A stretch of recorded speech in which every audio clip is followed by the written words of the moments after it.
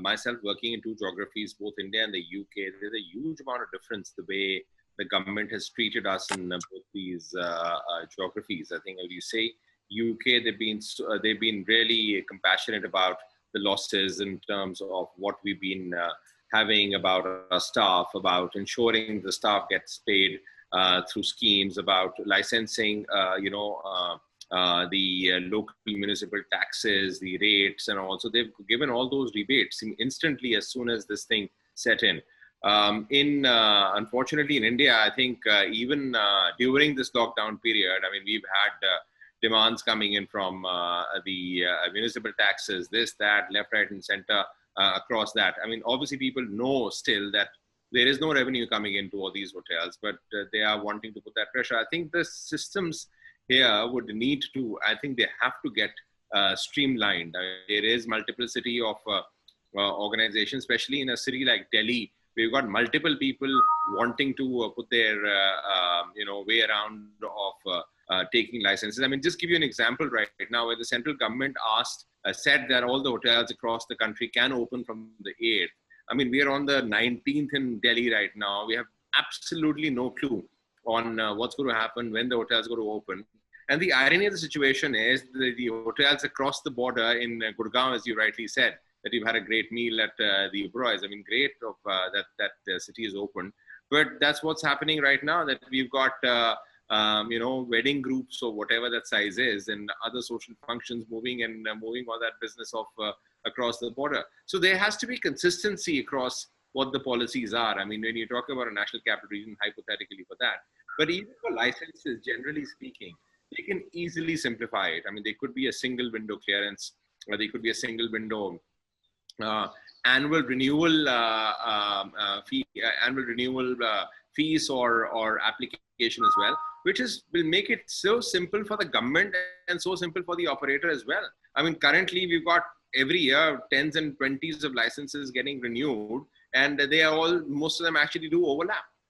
So I think at least at this particular time, once we're coming out of the doldrums, or when we come out of the doldrums, I think it'll be a good sign if the government can actually look into this and optimize these processes, because some of them have been going on for the last 50 years as such.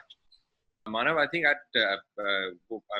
to what Dr. Chaudhary just said. I think it's very important now for the future, because obviously people have been confined in cities, confined in their homes, confined in their places. So I think there's a lot of opportunity for these sectors, like our hotel in Rishikesh. I mean, it's got 17 different cottages. I think the way I'm also looking for the future in terms of development is to look at more of the formula what we had in Rishikesh. I mean, Rishikesh, we were a bit restricted because of whatever we could build at the existing plinths, and that's why we only got those 17 cottages right now. But given the circumstance that this is going to stay here for some time, I think people will be more happier to be getting into single units rather than, especially in leisure destinations, rather than, a building. Because obviously the sense of safety there, the sense of openness there is much higher. And I think moving forward in the future as well, we've got developments happening in Goa, in Hyderabad.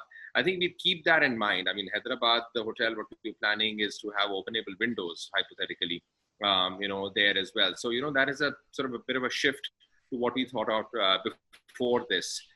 Because obviously, the hotels which are already built there might not have that opportunity. So we could sort of create a bit of a unique selling proposition around that. So I think anything which is designed new will have that sense of a completeness for the room by themselves, maybe some exercise equipment integrated in the room in that destination. When I'm talking about business hotels as such, but specifically from the leisure destinations, I think it's important the design aspect will be rethought of completely.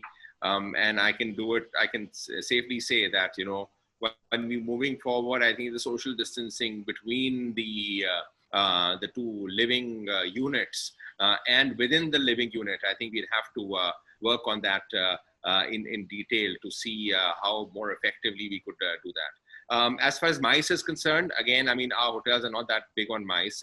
So, in Aero City, we probably have the smallest banquet hall. But I think given the circumstance for now, I think that just fits in well with the demand which might be existing for the next couple of years for doing that small mice events. So yes, as I've sort of mentioned, a lot of thought is going on to the new developments and the existing developments to see how we could actually use and make it more optimal. The Roseate in Delhi, I mean, that's also set up in 8 acres with 65 keys. I think that's a city retreat. So people might not just want to go out anywhere to any other destination, and we would, they get the opportunity of being out of the city in the city. So those experiences, I think, in the future I think, should be some kind of low-hanging fruits for people to get to, and also for us developers. The sector, Manav, obviously is affected. I think all the hotels have gone to that fact of getting into doing home deliveries. I think majority of the 5-star hotels, which I know of, have taken up to that for the last couple of months through apps and other food aggregators. But again, it depends upon the government policies as well. I mean, you look at a city like Delhi, you're allowed to open a restaurant, but you can't open a restaurant if you're in a 5-star hotel. So I think it's a bit of a sort of a, again, coming back to the government policy only for the time being. But I think, having said that, I would, again, as you rightly said, Manav, that we went to Royce 361. Not that we own hotels, but I'd rather be more, mentally safe getting into a hotel than getting into a high street restaurant or within a mall. So I think they're there. And but having said that, I think moving ahead in the future, I mean, those food concepts and the way F&B is looked into, I mean, just to give you a quick one, we moved completely into local produce across our hotels in India and the UK as well. So I think it's more it's supply chain as well as the availability as well. I think that's become extremely important, and I think easy for us to get as well. I mean, we never thought of that, but local produce is something that we're looking at all our restaurants. So I think stuff like that. And again, I mean, people are getting more health conscious as well. So, immunity boosters, and this is a standard part of our would be a standard part of our F&B offering moving forward in the future as well, across all Chini, Kheer, and all the other brands. I mean, when this whole thing started, I'll give you a quick example. When this whole thing started, and of course the AeroCity Hotel started quarantining incoming passengers. I think the first week, again, I thought that I had a disadvantage because of the likes of the Marriott got more traction than we did because of being a brand. But and now I think once we got ourselves back into the quarantining space as well, I don't think that we have a disadvantage around that at all. I'll be very frank with you. I think why we would, I think I'm freer to do what my own stuff is now, even with the communication which is going out of Care by Roseate.